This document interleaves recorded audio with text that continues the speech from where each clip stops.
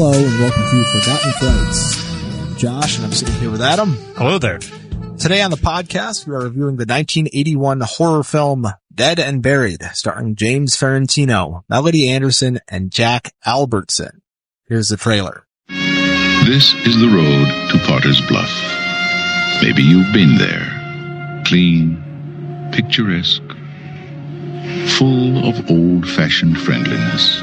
The kind of town everyone likes to visit. This is the road to Potter's Bluff. There is no road out. Welcome to Potter's Bluff. From the creators of Alien, terror brought down to Earth, dead and buried. Is there any way whatsoever to reanimate people after they have died? And to get them to walk around? That guy, the one you came to see me about last week, one that died after the car wreck. Yeah. I just saw him. Man, he's dead. The same guy. Welcome to Potter's Bluff. When you die, you expect to remain dead and buried. You had a very close call. Just lie still. I'm going to give you something. It's going to make you feel even better. When you die in Potter's Bluff, expect the unexpected. From the creators of Alien, dead and buried. It will take your breath away. All of it. Dead and buried.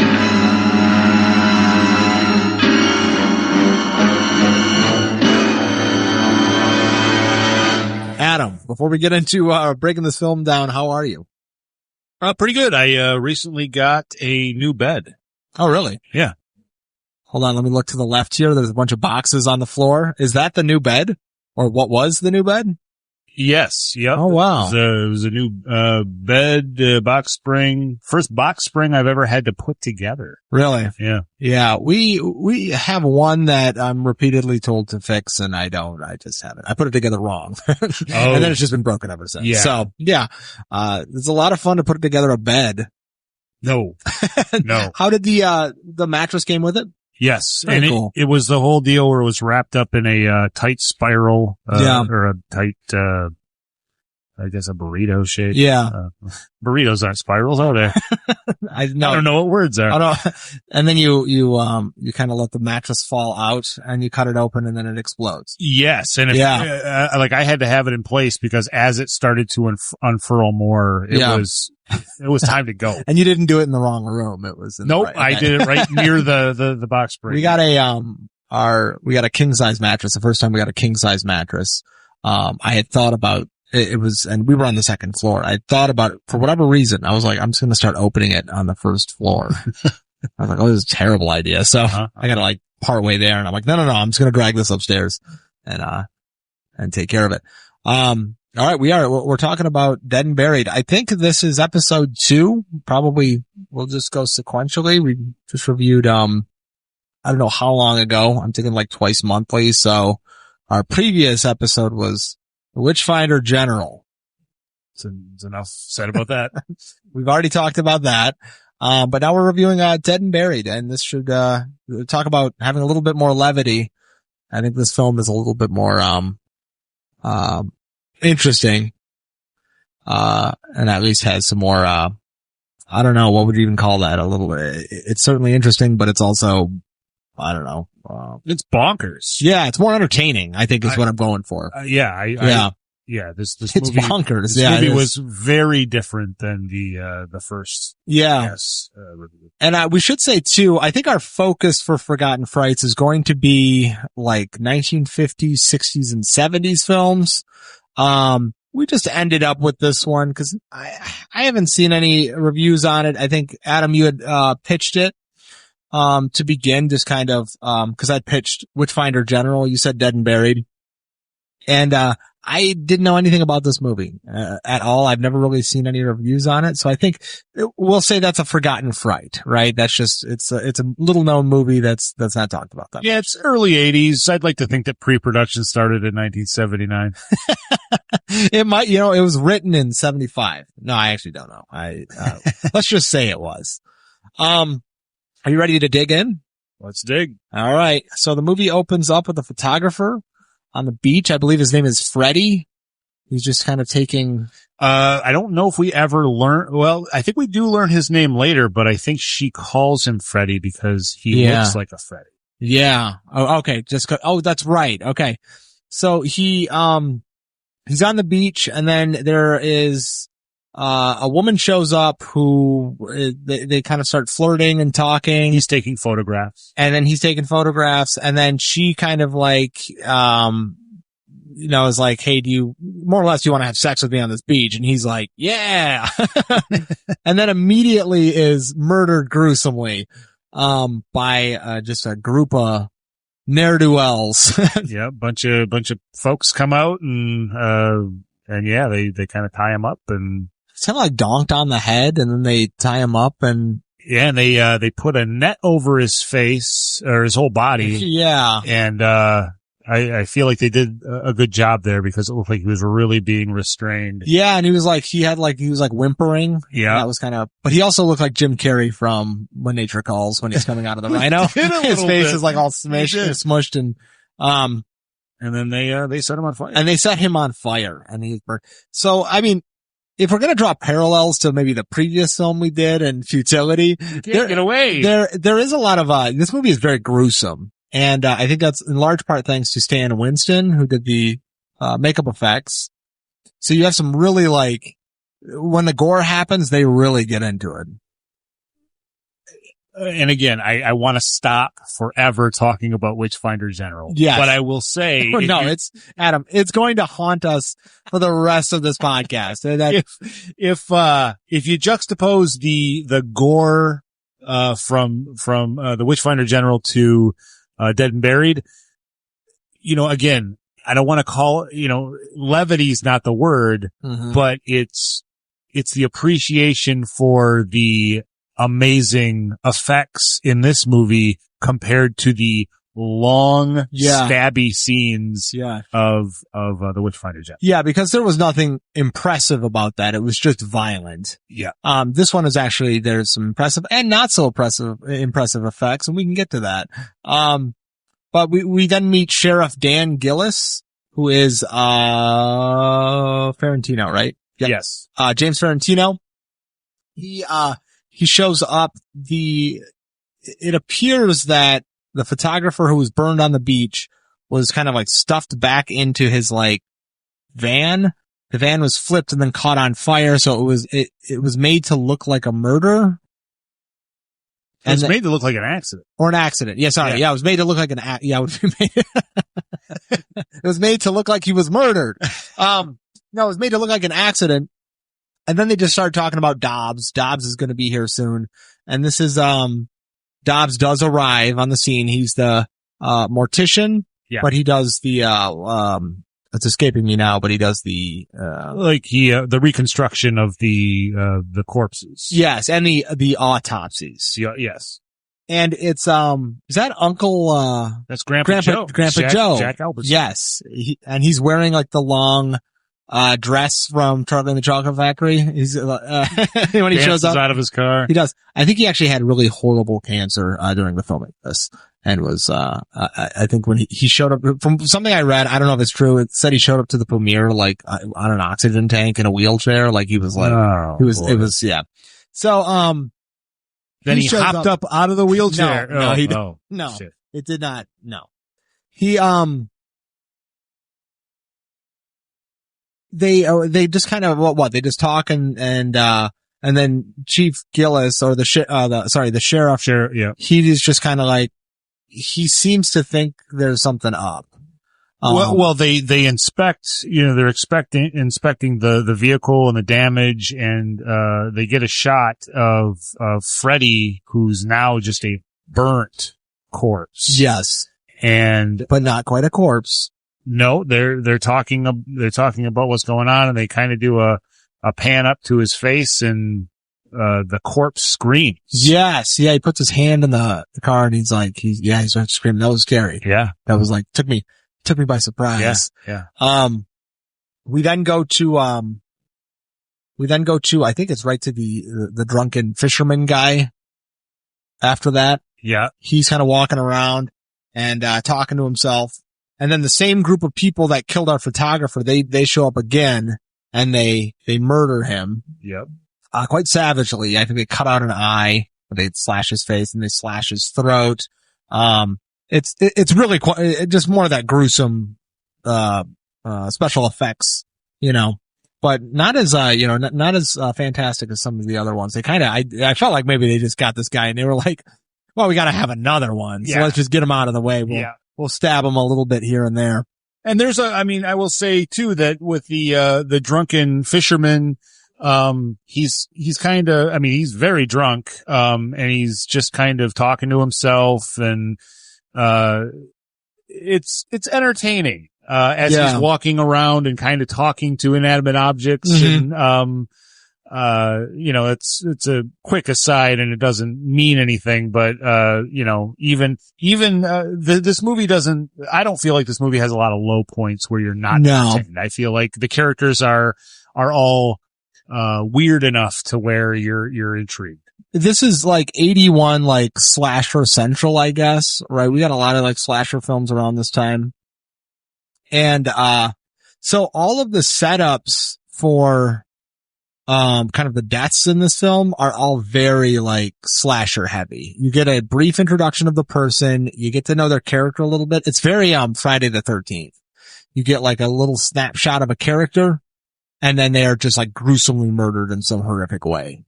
Yeah. And then it just like, and then it just moves on. So like I guess like a murdery vignette. Yeah.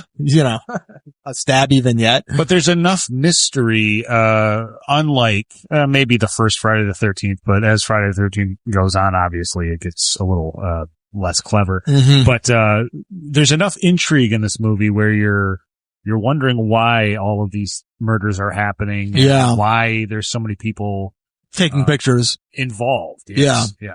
Which, there's lots of questions. Yeah. And are there that many answers? We will get to that at the end. So he is a fisherman, drunk guy is murdered. His body is discovered. Gillis at some point goes to see Dobbs and tells him that he's got a hunch that maybe the photographer was murdered, that it was actually set up to look like a murder. Like an accident, but he was murdered, possibly. And then he goes to, then there's an adultery subplot where he goes to, Chief Gillis goes to a hotel, talks to the hotel manager, who then says, "Hey, I saw your wife come talk to the photographer." And then Gillis is like, "Oh no, my wife." And then he talks to her and she's like, "Oh no, I'm just buying camera equipment for the school." And he's like, "Oh, okay." And then he runs into the principal and the principal's like, "No, we weren't buying equipment." And he's like, "Oh no, my wife." And then he talks to her and she's like, "Oh no, it was for a surprise." And he's like, "Oh, okay." And so that kind of like, that's pretty much it. Yeah. And that never gets fleshed out. And that never gets fleshed out at all. No. That's just like a thing that happens in the movie. And then it's over. Okay, so now we've got, I will say, I like his, I forget her name, but, Melody Anderson. I think she does a great job in this movie as his wife. I think her performance is very, you really believe that she's on his side until she's. Oh, wait, no spoilers yet. We're both getting evil here. So, really it's just like, it starts to get very investigation heavy. We've got a scene at the hospital where the photographer is like, he's shown to still be alive. He's like wrapped up like Darkman. I mean, Darkman. Yeah, for sure. He's in a full body cast. He's got one eye showing. Thankfully, he's got one eye showing so he can he can see very clearly with his one eye. And then, the doctor's like, yeah, his other eye is totally gone. Not all of his senses are taken away. Yeah. It is. It's incredible what happens, which is that, while Gillis and the doctor, they just step outside for a moment to talk, a nurse comes in who was the lady that the photographer talked to on the beach, is now dressed like a nurse and is like, don't worry, I have something to take care of the pain. Pulls out a syringe and just sticks it in his eye. And you see the whole thing. Yep. Now, I'm talking about the Witchfinder General. You see the whole thing in the Witchfinder General, right? Uh-huh. You see all these murders. What's different about this? Because you see like everything, but it doesn't play the same. For me, and I mean the deaths, like for instance, you watch the one girl get caught on fire. Yes. In Witchfinder General. And here you see the guy get stabbed in the eye. What's the difference? For me personally, I was raised on these kind of practical effects. And I feel like I have some weird appreciation for these types of effects. Now, again, it's violence against violence, but the gentleman who's bleeding out, the assassin who's bleeding out in Witchfinder General, is just a long shot of this guy in terrible pain, blood coming out of his mouth. It's a long scene that I feel like didn't accomplish anything. Yeah. Whereas, did they need to show the needle go into the eye? No, but it's a quick shot and you get the idea. And again, I think especially Stan Winston being attached, that's kind of his, not just his, but there's a lot of, effects guys that they really relish that, the Savinis and the Botines that really, they want to show everything. I think that, for sure it's like creativity maybe as well. Like these are like creative kills. At least they look interesting, I guess, in a way where, the stab in the eye is just like, it's just like so sudden and like, even though you see it coming, it's just like the fact that it shows it, I was like, I want to think that the special effects folks, they relished the fact that they showed the whole thing. Oh yeah. I think that them being able to do that is awesome for them. You think it was the same way when the burn up body started screaming? I do. It must have been, right? Because, like, cool. I knew that beat was coming because I've seen the movie before, but when I first saw it, I had the same reaction you did. Like, holy crap. Yeah. Because it looked like a good monster-y corpse. And to have just like a, I don't know, charred up body, screaming, it's just like, that's horrific. It is. It is. Yeah. And then shocking to have it, like, to see that as well. And I think also, I will also, the fact that, Jack Albertson's character and, the group of townsfolk with like Robert Englund and that heavyset guy who's been in a million things and I can't think of anything that he's. I just remembered Robert Englund was the guy in there too. There's enough levity around the kills to where I had more comfortability watching this rather than the grim slog that was the Witchfinder General. Yes, yeah. And that movie's not going anywhere in our mind. So, just getting back to the film, I'm trying to think we've got like I guess in talking about those kind of like little murdery vignettes, we've got a family in a car, which I felt like this was one of the more annoying parts of the film. But you've got a family that they get into an accident or their car stops on the side of the road. They're having car trouble. They see a light in an attic and the mom becomes obsessed with this light in the attic and she's like, we have to go there. Well, they stop at a diner first.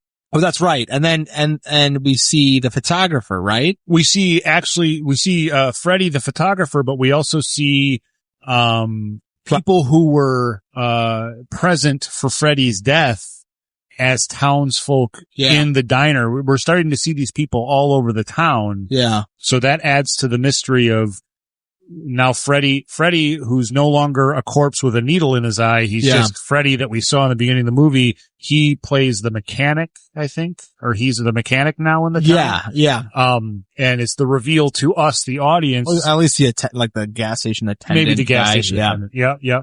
But, the father goes into the diner to get some, or maybe they're looking for a place to stay. They are. And as a brief segue to, I was getting some really kind of like some Stephen King-y vibes at the very beginning of the film when Gillis is kind of walking around and I think he goes into the diner, at the beginning of the film and he's talking to like Robert Englund and he's talking to a couple other guys. And they're like, oh, this is why we keep you around or whatever. It's got that beginning is trying to establish that kind of small town vibe. I got a lot of Amity from us. Okay. Yeah. Oh yeah, for sure. And just, I have to say this, maybe the foggiest movie I've ever seen. Yeah. I think it gives The Fog a run for its money. Yeah. The mist had nothing to say to this fog. Not a bit. Mist. So yeah, the family goes in there. I think he's looking for a gas station. Looking for a gas station, or gas or something. And they leave the diner. They don't leave the diner in a hurry. No, I think the kid's like, I want ice cream. And, they're like, oh, we don't have any ice cream. And then they're like, oh, I have to use the bathroom or something. It doesn't really matter. They leave. Yep. And then they get, stranded on the side of the road for whatever reason. I don't remember why. But they see a light up in a house and they're like, oh, we can go there for help. Doesn't he hit something? I think there's something comes across the screen, like the windshield. Yeah, but they stop into a house and it's an abandoned. And Adam, if it's a dark, foggy night, you're out driving, something crosses your windshield, you crash the car, you look, you see a house and you see a light shine for a second up in the attic. Do you go investigate? What do you do? To make the movie move along? Yes, you do. No, I mean, what do you do? Yeah, I'm not going to go into it right now. Yeah. But I mean, look, we have to make with this podcast, we're going to encounter this a lot. Yeah. Yeah. People making terrible decisions. Yeah. Cause I can already think of numerous ones from The Witchfinder General. Oh, good. It's been almost 2 minutes. I think cutting this part short, cause it's kind of like, it's just it's a collection of scenes, that vignette style, to just build suspense until all of those townsfolk we've seen, kind of just start assaulting the house and they are chase the family out to the car. They get in the car. They have a hard time starting the car. They get it started and they drive away. Yes. And then the car just leaves. It's like off screen, I guess. Which I actually appreciated the fact that later they find the family's car in the water and it crashed through a fence and you didn't actually see the crash happen. I appreciate that. I appreciate it because I feel like that scene is so overdone. If you have a drinking game about horror movies, crashing over a cliff and the car exploding upon impact is one of those. I think, also just I'm good on child death, the fact that they pulled the kid's toy from the back, I can't do child death. Yeah, it's not the best. So the fact they did it off screen, more props to them, I guess. We then go to, the hotel owner comes in and tells the sheriff that he's seen Freddy. Freddy's alive. And Sheriff Gillis is like, that can't be, possible. And he, for whatever reason, goes to see his wife. Oh, this is also after, I forgot. Gillis goes to investigate a house for some reason, gets scared by a bird and shoots out a window. I don't know what that scene was for. I completely forgot that. And then he leaves. He then goes home though and he's looking for his bullets. He's like, where did I put my bullets? And he starts going through the bureau or whatever that is. And he finds a book of witchcraft and he finds a witch knife or a sacrificial knife. Yeah. And he's like, honey, what have I told you about this? Why do you have a witch knife? And she's got a good reason. She's using it for class. Yeah. She's using it to teach. And she's starting to get more cold towards Sheriff Gillis. And Sheriff Gillis's hunches are amazing. Yeah. Like, he's going off of almost nothing. Yeah, because it's at around this in point. The beginning, I mean. Yeah, eventually it's like, you should have seen this, coming. He does get his wife gives him a roll of undeveloped film. To develop. It's something, a class project. Yeah. Which I couldn't figure out because she's teaching like little kids. Like, they're just like, they're like fifth graders. And then she's like, yeah, I'm teaching them about narratives. Here's like a roll of film from, so I'm like, you're like, is it a college class she's also teaching, or are those little kids operating a camera and shooting film? I still think in 1981. I still think she's cheating with Freddie. I mean, it could be. But then why give him the camera? Like, why give him the undeveloped? I've got a bunch of questions. Maybe, do you want to save them for the end? Yeah. Okay. Cause there's just a lot of like plot things. I feel like maybe this movie, just to give a vague overview, I think this movie was like the twist was the idea and then the movie was built around the twist. They worked backwards. Yeah. For sure. I mean, let me see. My frustration comes from how many notes I have down here. But, then we have a hitchhiker. The hitchhiker gets picked up by an old guy who preludes her getting into the car by going like, hey, do you think I'm just like a creepy old man? You want to talk about bad decisions. I mean, that was a bad one. That truck pulled up and it's like, ma'am, what are you doing? And then before she shuts her door, he's singing an old tune. Yes, yeah. I mean, and he drives her like right to a junkyard. Yeah. He's like, this is my house. Like, where you couldn't be more like naive. Yeah, just junk cars everywhere. She gets murdered. They beat her head in with a rock, which cuts to Dobbs then fixing up her head and like a full deconstruction of her face, which he then puts back together. I love that scene. In fact, it was like a time lapse. Everything Jack Albertson, every moment he was on screen was great. The love that he had for what he was doing. Again, it's not that he was, specifically doing funny things. Yeah. But his personality just rang through it. It's everything that the Witchfinder General was missing. And that's, cause, in talking about the Witchfinder General, if Vincent Price was more like Dobbs from, Dead and Buried, at least that amount of charisma, he doesn't have to be as like zany and, that would make perfect sense. Yep. But we just didn't have that. So that's why I think maybe Donald Pleasance should have played the Witchfinder General, because he would have hammed that up. We should have talked about this on the Witchfinder General episode. Yeah, there's a lot of good points for the Witchfinder General. All right, back to Dead and Buried. Okay. All right, we also have the doctor. The doctor gets killed. He gets Sheriff Gillis gives him like some skin off the front of the car, I think. Sheriff Gillis hits a man. Oh, I didn't even see that. Sheriff Gillis, he's driving through the town and he's stressed out about a number of things, and it's so foggy that I'm surprised we're not having vehicular manslaughters all the time. Yeah. But he hits a man and then he goes out to the front of his car and there's an arm stuck in the grill of his vehicle. I missed this completely. Yeah, at first, the first viewing, I thought he hit the man so hard that his arm fell off. You wouldn't know.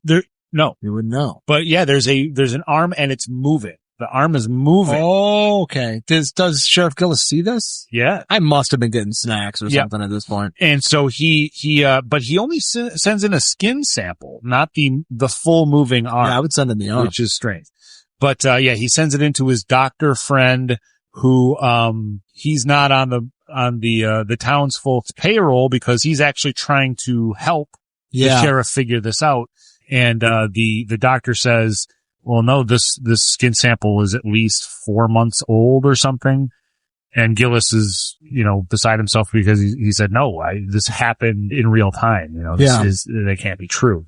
the doctor's got, one of my favorite kind of like tropes in a film where the doctor's looking through like a magnifying glass. And he's like, no, yeah, this can't be. Yeah. No.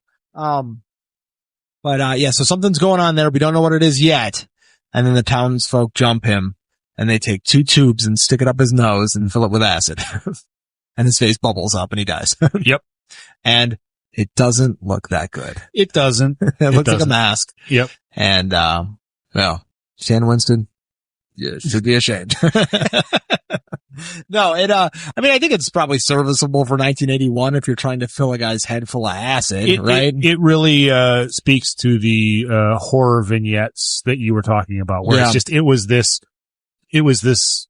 certainly wasn't the centerpiece, but it was one of these, kill, spots where it was like, okay, we're going to spend some time and money on this. And yeah, if the scene where, Dobbs was reconstructing the girl's face had not been in the same movie, it wouldn't have been so, contrasted. Yeah. Because that scene compared to the doctor's face full of acid is not so good. Now, I think what they should have done is, you get the full arm. You get the full arm in the doctor's office area. He's over there analyzing dead tissue. What does the arm do? Gets up, crawls across the floor, strangles him to death. Yeah. That's what I think they should have done. But I think that's too tame for this movie. Yeah, probably. Yeah. The arm would have had to crawl down his throat to his belly. Oh yeah, that is too tame. And punch out his butt. Or just one of the townsfolk walk in, grab the arm, beat him to death with it, savagely.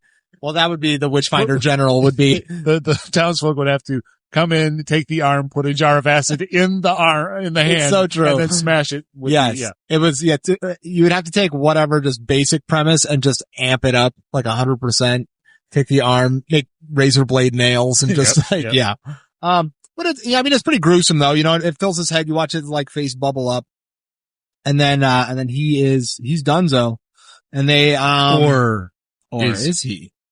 Okay. So then Dobbs visits Gillis. And this is another thing that I have to save for the end, I guess. But Dobbs is upset because the body he was working on, that girl's head that he reconstructed, the hitchhiker, is missing. And he's like, people aren't going to trust me as, their, mortician if I'm losing bodies all the time. And then he leaves.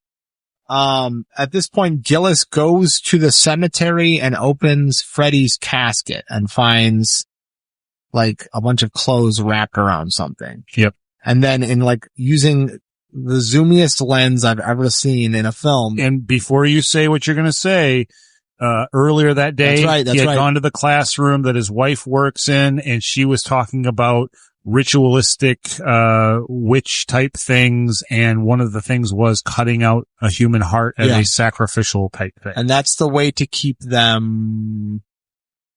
Did they mention the Z word yet? I don't think so. Okay. But there's something to do with having the heart is the way to keep people from something. I don't know how to spoil it. Right. Let's just say from dying. Okay. Yes. But he opens the casket, finds the clothes, opens it up. It's a human heart. I would assume, and one could presume that it's Freddy's heart wrapped in his clothes. Freddy's dead. Freddy's dead and buried. And then, he goes to check to see if Freddy is a missing person in, wherever the photographer was from. And then he talks to the doctor who's back, and he talks to him on the street to see if people could be reanimated and brought back from the dead. And the doctor is like, "Oh, you need some sleep, so you got to lay off the coffee." Yes.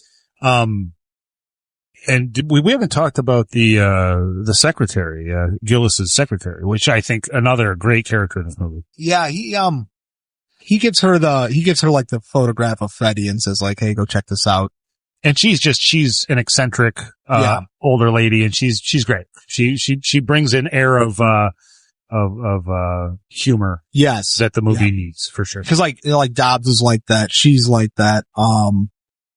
Is that it?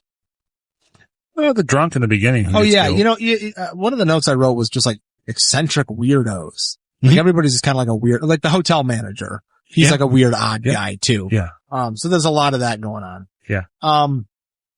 He then, he gets the roll of film back, goes home, fires it up, and he sees his wife, having sex with somebody in a bed. Does that happen before he confronts Dobbs? Yes, it does. Oh, yes. Okay. Cause then, cause he sees her, he's having sex with somebody in a bed, and then she like stabs the person in the back as like they're doing it. And then that's when it's like revealed that it's her she's underneath the guy. And then he's like, no. And in what starts a lot of screaming on Sheriff Gillis's end. Yes. He gets upset. And then he goes to see Dobbs, right? Yes. He goes to Dobbs's office. Yes. And Dobbs is there, and he's got he's got projectors projecting all sorts of images all over the place. Yep. And, it looks like the inside of a very well-produced haunted house. It like all really of a sudden, does. This is just what he's doing. And he's got, he's not facing any of the screens. He's not. No, there might be one on like the wall, like across from him, but pretty much it's all behind him. Right, and he's like, look at my creatures. It's also an editing suite. Yes. Cause it's like throughout the film, all of the like the townspeople that are doing the murdering were also like taking video and pictures. And you're not sure why. And I still don't know why, but they did. And it was so Dobbs at the end could show Sheriff Gillis, look at all the videotapes I collected. And, Gillis is upset because he's like, Dobbs, you monster. What have you done? And then, Adam, we find out everybody's a zombie. Well, there's this scene, he's confronting Dobbs. The part of this scene that I like is that, even as he's confronting Dobbs, there's so many unanswered questions, and Gillis he knows just enough to make him even more worried about what's going on. And then Dobbs, beckons his wife to come in. Right. And she comes in, and, she's just kind of talking to the sheriff. Like, to set the scene, it's a darkened room with videos on the wall, and there's probably candlelight. Mm-hmm. It's very spooky. Yeah. And she's walking into the room talking about just normal day-to-day stuff. She's just very unfazed about everything that's going on.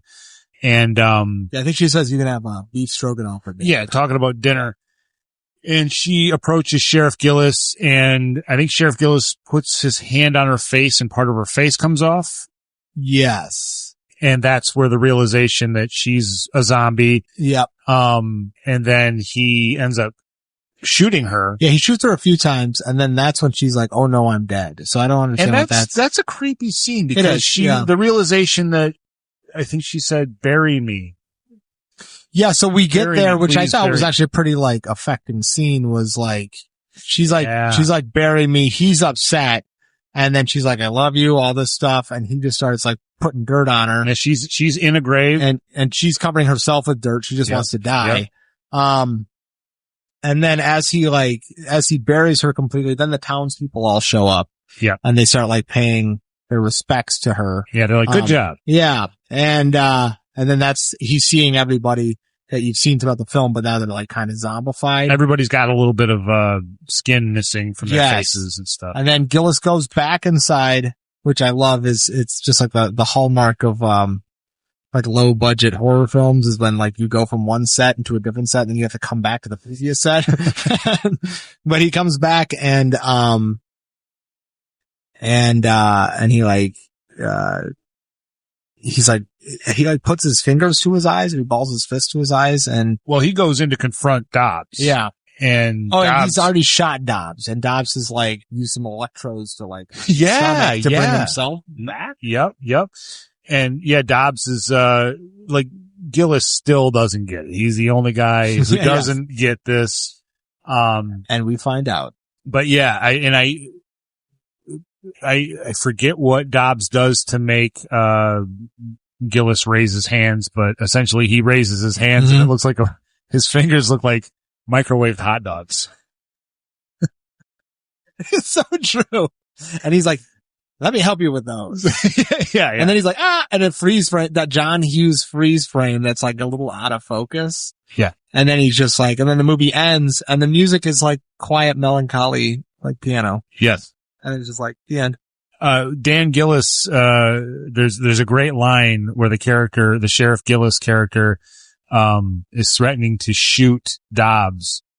And Dobbs says, "You can't kill me, Dan. You can only make me dead." Kind of the same thing, but I think it's the same thing. Yeah. Yeah. We should also say his fingers look like overcooked hot dogs because he's a zombie. Do we need to say that? Oh yeah, I guess. I mean, he doesn't just... No, that's the sequel. Actually,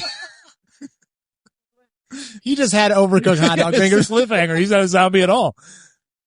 Okay, no. He has overcooked hot dog fingers because he's a zombie. He's falling apart. Right. Yeah.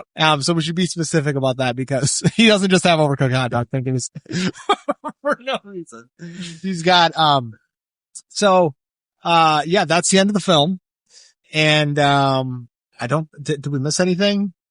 I'm sure we did, but I mean, we'll just talk about it on the next episode. I guess so. We'll just talk about it in episode 3. It's just like Dobbs was like a mastermind the whole time, and they had gotten some report, from him that he was fired from his previous job because of unethical things he was doing with dead bodies.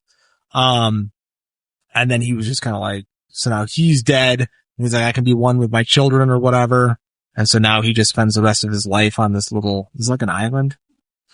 Just a little, it's like a little, New England town. Yeah. Just kind of repairing dead people. It's so foggy that nobody even knows it's Yeah, that's probably why it's surrounded by fog. Yeah. Like the Ravenloft, myth from Dungeons and Dragons. Okay. So, we're going to take a break. We're going to come back for a piece of trivia. And then, we are going to, wrap up and give our final summation. So, stick around.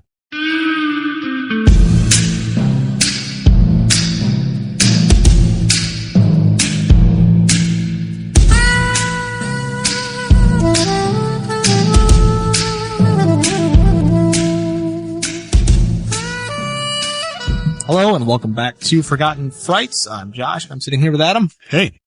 I was wondering if I have to reintroduce us every time we take a break. Is that necessary? I will say that, I think there's people who listen to podcasts, and if there's more than like 2 or 3 people, then it helps. But I think that our voices are distinct enough. Okay.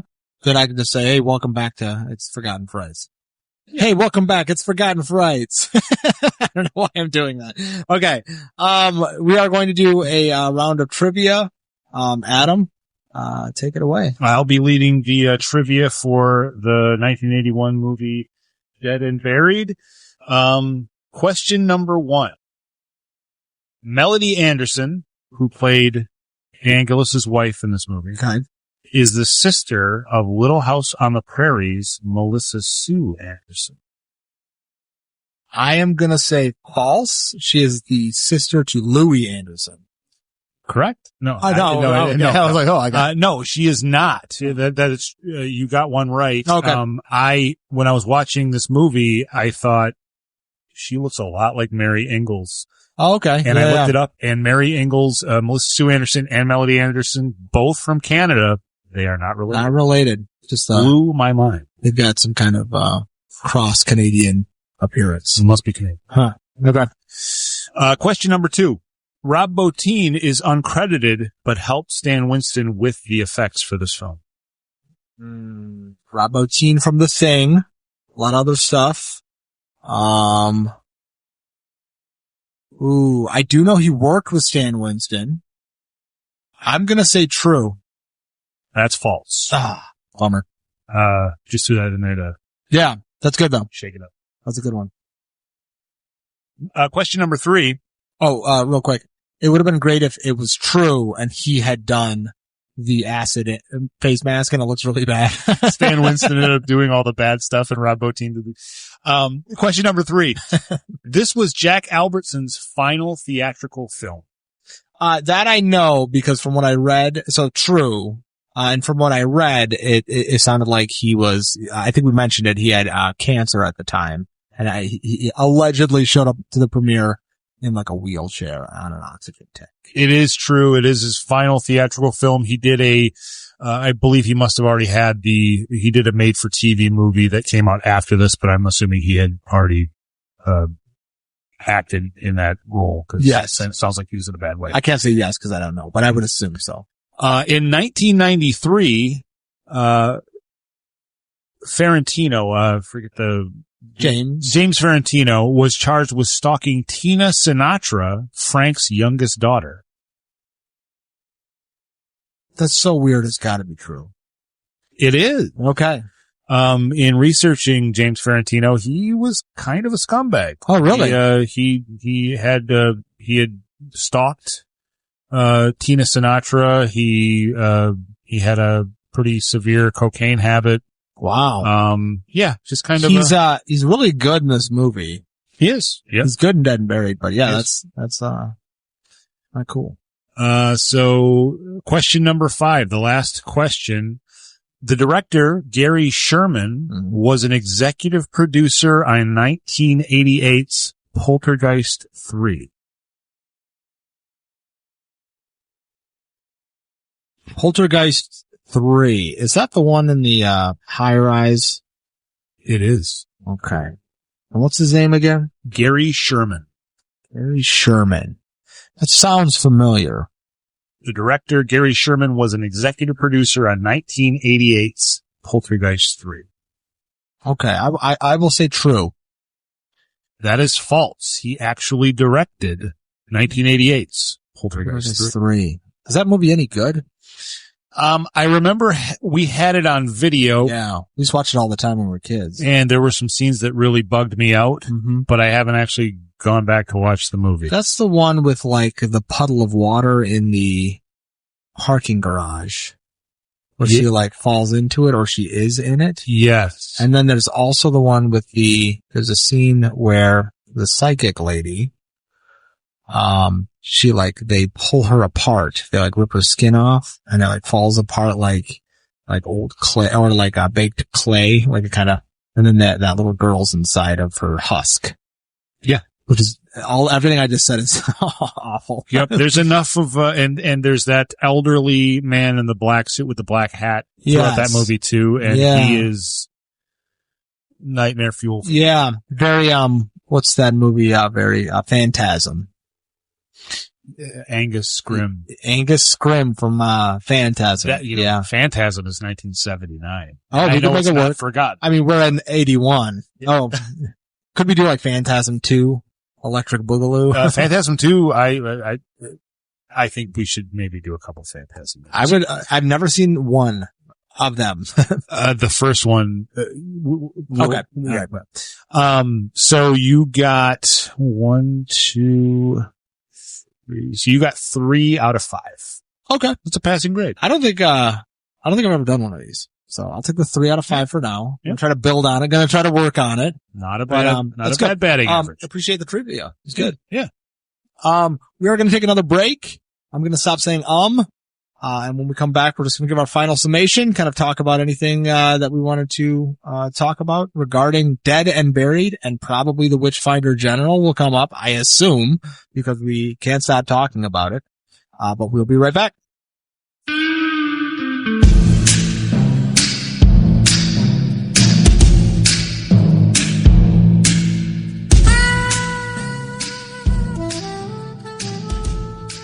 All right, welcome back to Forgotten Frights. I don't have to say our names anymore. I'm Adam. I'm still here. I'm Josh. I'm also here. We're just in the last segment. Final summation, or the summation of our thoughts. You want me to go first? Yeah. It sounds like you have you focused in on the unanswered questions. I'm anxious to hear. So the first one is just the photography thing. I don't understand why we need that subplot. I don't know why that's necessary to have that in the film. It doesn't really go anywhere. What really bugged me about the movie is that it kept alluding to the wife being a witch. And it just turns out she was a zombie. Perhaps Dobbs dabbled in black magic. In fact, I believe he says that at the end. Yes, he's like, call it black magic. And I'm like, okay, let's call it black magic, but... And then I would also, and again, I feel like I'm going to be the defense on this, but the photography makes sense in regards to Dobbs wanting photographic evidence of these people before they're mangled.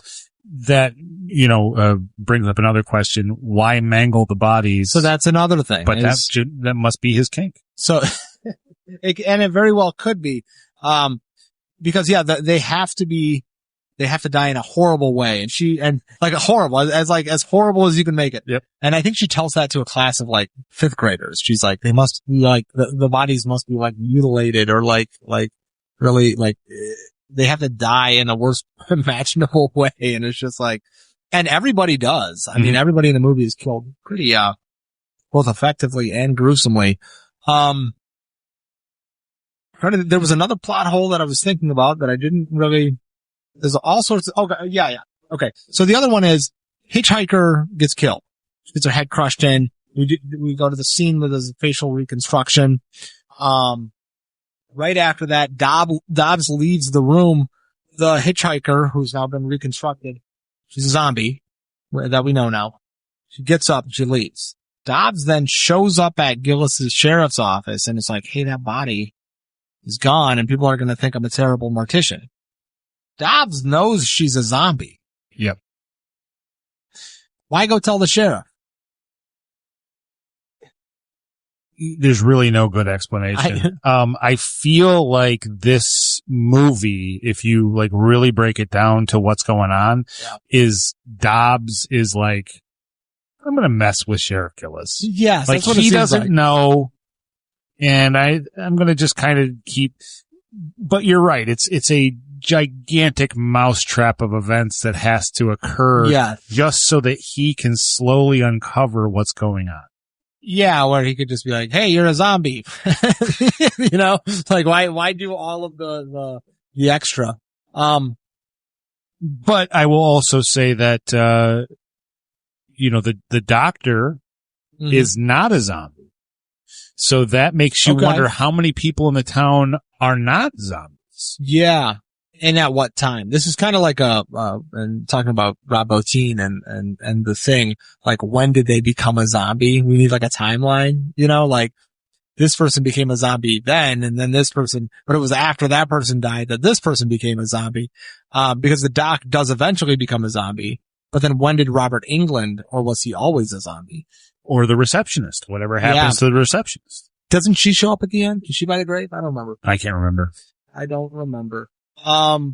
That's really it for, plot holes, but I read a review where it was more or less, it was like, this is a great movie, just don't think about it for more than 5 minutes.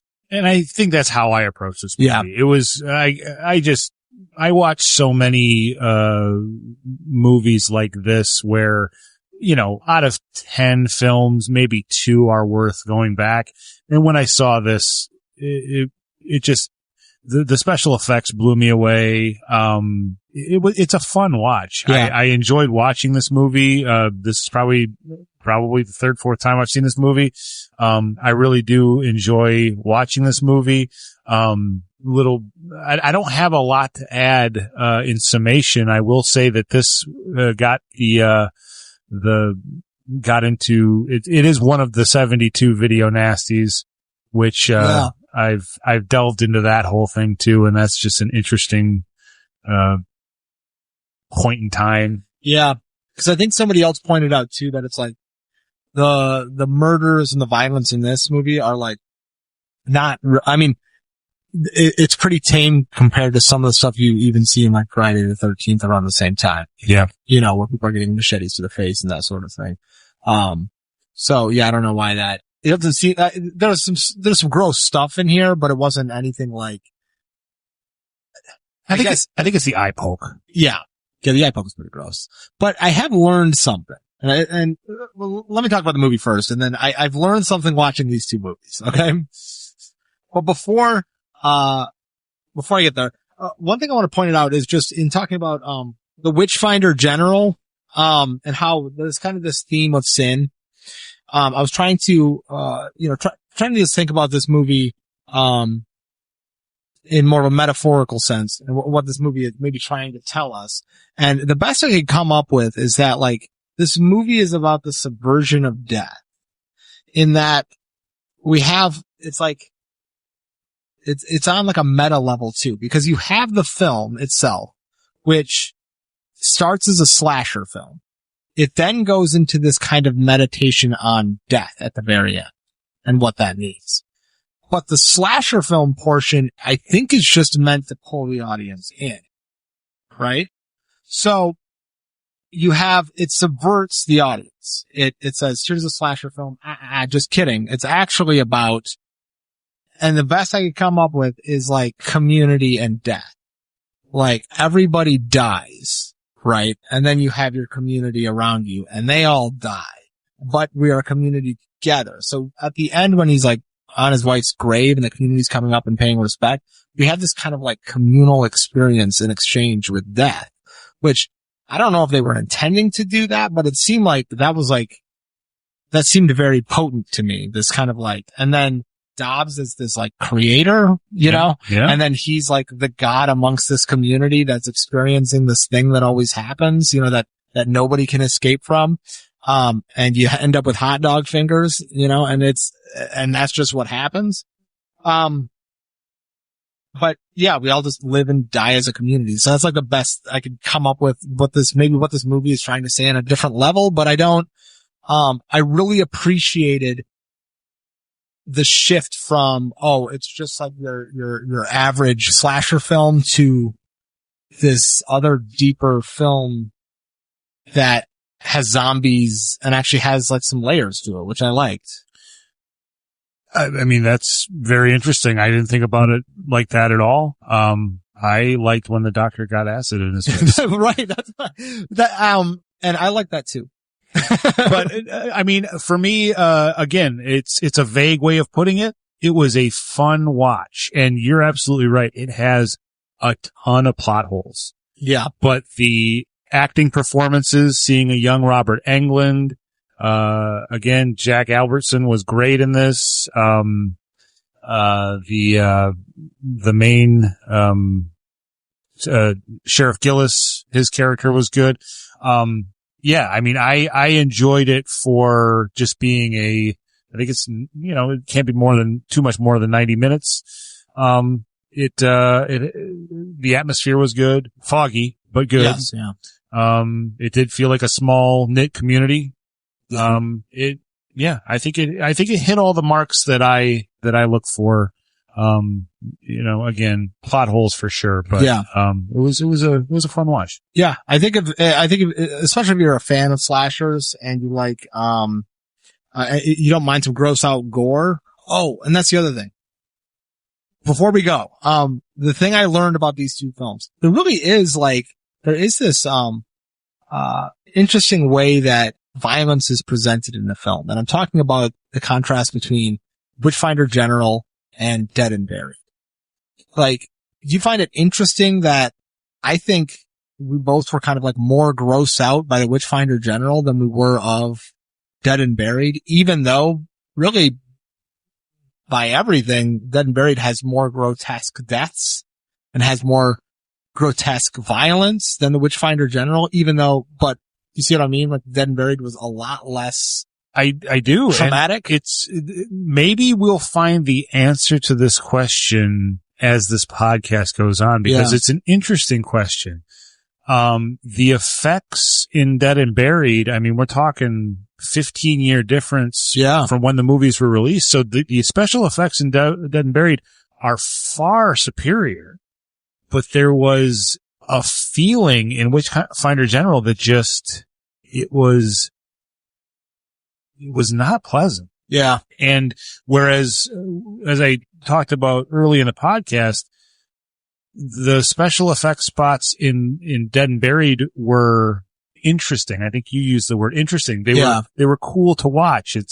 You watch these vignettes and you're like, wow, it's crazy how they did that. Yeah. Whereas Witchfinder General is just like, when is this going to end? Yeah. Yeah. There's something in that. And maybe it's just like the intent, maybe. The intent. Yeah. And like the patience of violence or something. Because it takes so long. I don't know. We'll figure it out. I think you're right. I think we'll figure it out as the podcast goes on. Just a quick example. If you're watching a film about someone who's torturing people, but you're kind of told that through like good writing and, flashes, compared to a 15-minute scene of watching the actual act occur. Maybe it's subjective, but I really feel like the clever writing and the way to show the audience that without actually showing the audience that, I feel like that's what I gravitate towards. Is there ever like a point where that works? Again, I think it's subjective. I think it's some people really dig torture porn. Yeah.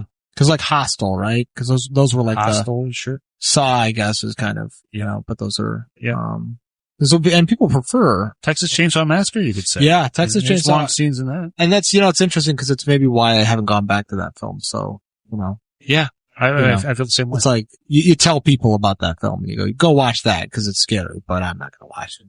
But you take a movie like Alien where it's, you're isolated, but you're using those practical, well done effects. Yeah. But you're not lingering on any of those. But it's still like prolonged terror. It is, but it's not prolonged gore and torture. Well, and I'm saying like to your point, right? It's while it's still within the same idea, it's just not, maybe it's executed a lot or just executed in a more, I keep saying interesting, but it's just in a more creative way. Yeah. I think so. I